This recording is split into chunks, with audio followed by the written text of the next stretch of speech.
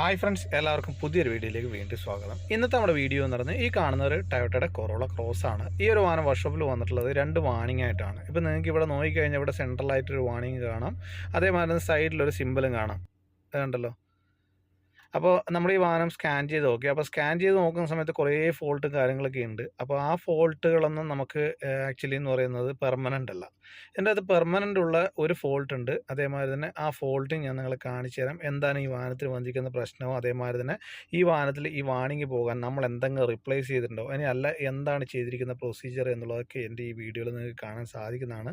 അപ്പോൾ കൂടുതലും ജർമ്മൻ വാഹനങ്ങൾ ടെക്നിക്കൽ സപ്പോർട്ടാണ് എൻ്റെ ഈ ചാനൽ നിങ്ങൾക്ക് കാണാൻ സാധിക്കുന്നത്. അപ്പോൾ ഇഷ്ടപ്പെടണമെങ്കിലോ ഉപകാരപ്പെടണമെങ്കിലോ ഇതേപോലുള്ള വർക്കും കാര്യങ്ങളൊക്കെ നിങ്ങളുടെ ഫ്രണ്ട്സ് ലിസ്റ്റിൽ ആരെങ്കിലും ഉണ്ടെങ്കിൽ അവർക്കായി ഷെയർ ചെയ്ത് കൊടുക്കുക. തീർച്ചയായിട്ടും അവർക്ക് ഉപകാരപ്പെടുന്ന വീഡിയോകളാണ് എൻ്റെ ഈ ചാനലുള്ളത്. അപ്പോൾ ഇവിടെ നിങ്ങൾക്ക് താഴെയായിട്ട് ഫ്രണ്ട് റെക്കഗ്നൈസേഷൻ ക്യാമറ എന്ന് പറഞ്ഞൊരു DTC ഉണ്ട്. അതും കൺഫേംഡ് ആണ്, പെർമനൻ്റ് ആണ്. അതുകൂടാതെ മുകളിൽ നിങ്ങൾക്ക് നോക്കിക്കഴിഞ്ഞാൽ മുകളിലൊരു ഫോൾട്ട് കിടപ്പുണ്ട്. അപ്പോൾ ഈ ഒരു ഫോൾട്ട് നമുക്ക് എന്താണ് ഇതിൻ്റെ അകത്ത് പെർമനൻ്റ് ആയിട്ട് കിടക്കുന്നത് നമുക്ക് അറിയണമെന്നുണ്ടെങ്കിൽ നമുക്ക് ഇതിൻ്റെ ഫോൾട്ട് ഒന്ന് ക്ലിയർ ചെയ്യണം. ഇതിൻ്റെ അകത്ത് ഹൈ ബീം ക്യാമറയുടെയും അതേപോലെ ലോസ് കമ്മ്യൂണിക്കേഷൻ നാവിഗേഷൻ്റെയൊക്കെ ഫോൾട്ട് കിടക്കുന്നുണ്ട്. അപ്പോൾ നമുക്ക് ആദ്യം തന്നെ ഇത് സേവ് ചെയ്തതിന് ശേഷം നമുക്ക് ഈ ഫോൾട്ട് എല്ലാം തന്നെ ക്ലിയർ ചെയ്യണം. അപ്പോൾ ക്ലിയർ ചെയ്തിട്ട് ഏത് ഫോൾട്ടാണ് പെർമനൻ്റ് ആയിട്ട് കിടക്കുന്നുള്ളത് നോക്കണം. അപ്പോൾ എന്തായാലും ഷുവറായിട്ടും ലാസ്റ്റ് പെർമനൻ്റ് ആയിട്ട് ഒരെണ്ണം കിടക്കും. അത് കിടക്കുമെന്ന് പറയാൻ കാരണം ഈ ഒരു വാഹനത്തിൻ്റെ കംപ്ലയിൻറ്റ് എന്താണെന്നുള്ളത് എനിക്ക് മനസ്സിലായിട്ടുണ്ട്. കണ്ടല്ലോ, നമുക്ക് ഫോൾട്ട് ക്ലിയർ ചെയ്തുകൊണ്ടിരിക്കുകയാണ്. അപ്പോൾ ഫോൾട്ട് ക്ലിയർ ചെയ്തിട്ട് ഈ ലാസ്റ്റിലത്തെ ഫോൾട്ട് മാത്രം പോകുന്നില്ല. അപ്പോൾ ചില സമയത്ത് മറ്റ് ഫോൾട്ടുകളും കിടക്കാൻ സാധ്യതയുണ്ട്. അപ്പോൾ ഈ ഒറ്റ ഫോൾട്ടും ഉണ്ട്, അതേമാതിരി വാണിംഗ് എല്ലാം തന്നെയുണ്ട്. ആ ഫോൾട്ടുകളൊന്നും പോകുന്നില്ല. ഇതുണ്ടല്ലോ, ഫ്രണ്ട് റെക്കഗ്നൈസേഷൻ ക്യാമറ മിസ്അലൈൻമെൻറ്റ് മാൽ ഫങ്ഷൻ ഉണ്ട്.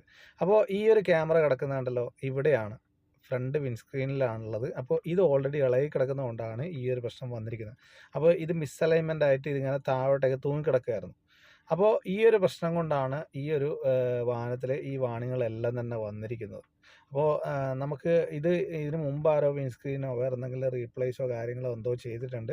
അപ്പോൾ അങ്ങനെ വന്നതുകൊണ്ടാവാം ചിലപ്പോൾ ഈ ഒരു വാണിംഗ് വന്നിരിക്കുന്നത്. ഇനിയല്ല മറ്റ് ചില പ്രശ്നങ്ങൾ കൊണ്ടും ഈ ഒരു കംപ്ലയിൻറ്റ് വരാറുണ്ട്. ചില സമയത്ത് ക്യാമറ പ്രശ്നങ്ങൾ കൊണ്ട് വരാം.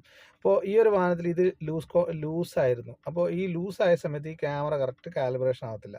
അപ്പോൾ നമ്മളതിൻ്റെ പക്ക പ്രോപ്പറായിട്ട് നമ്മളത് പിടിപ്പിച്ചിട്ടുണ്ട്. ഇപ്പോൾ നിങ്ങൾ കണ്ടല്ലോ, ഗ്യാപ്പോ കാര്യങ്ങളോ ഒന്നും തന്നെയില്ല. നമ്മളത് പ്രോപ്പറായിട്ട് പിടിപ്പിച്ചിട്ടുണ്ട്. അപ്പോൾ അത് നല്ലപോലെ വൃത്തിയാക്കി ക്ലീൻ ചെയ്തിട്ട് വേണം പിടിപ്പിക്കാൻ. അതിനുശേഷം നമ്മൾ ഫോൾട്ടും കാര്യങ്ങളെല്ലാം ക്ലിയർ ചെയ്തു. വേറെ നിലവിൽ വാണിങ്ങോ കാര്യങ്ങളോ ഒന്നും തന്നെയില്ല. അതിൻ്റെ പ്രൊസീജിയറും കാലിബ്രേഷനും കാര്യങ്ങളെല്ലാം തന്നെ നമ്മൾ ചെയ്തിട്ടുണ്ട്. ഇപ്പം കണ്ടല്ലോ, നിലവിൽ ഒരു ഫോൾട്ടും അതേമാതിരി ഒരു വാണിങ്ങോ ഒന്നും തന്നെയില്ല. അപ്പോൾ നമ്മൾ ഇതിൻ്റെ അകത്ത് ചെയ്തിരിക്കുന്നതെന്ന് പറഞ്ഞു കഴിഞ്ഞാൽ ഈ ക്യാമറ നമ്മൾ കറക്റ്റ് പ്രോപ്പറായിട്ട് നമ്മൾ പിടിപ്പിക്കുക. അപ്പോൾ പിടിപ്പിച്ച് കഴിഞ്ഞാൽ തന്നെ നിങ്ങളൊരു ടെസ്റ്റ് ഡ്രൈവ് ചെയ്യുന്ന സമയത്ത് തന്നെ അത് ഓട്ടോമാറ്റിക്കലായിട്ട് ചിലപ്പോൾ കാലിബ്രേഷൻ ആവും, ഇനിയില്ല ചില സമയത്ത് കാലിബ്രേഷൻ ആയിട്ടില്ലെങ്കിൽ മാത്രം നമ്മൾ സ്കാനർ ഉപയോഗിച്ച് ചെയ്താൽ മതി. അപ്പോൾ ഇത് കണ്ടല്ലോ, നമ്മൾ പ്രോപ്പറായിട്ട് പിടിപ്പിച്ചു. അപ്പോൾ ഇത് നേരത്തെ എന്ന് പറയുന്നത് താണ് കിടക്കുകയായിരുന്നു. അപ്പോൾ ആ താണ് കിടന്ന സമയത്ത് ക്യാമറ എപ്പോഴും ബ്ലോക്കേജ് വരും. അപ്പോൾ ബ്ലോക്കേജ് വന്നു കഴിഞ്ഞാൽ സ്വാഭാവികമായിട്ടും അലൈൻമെൻറ്റ് ഔട്ടാണ്, ക്യാമറയുടെ കാലിബ്രേഷൻ ഔട്ടാണ്.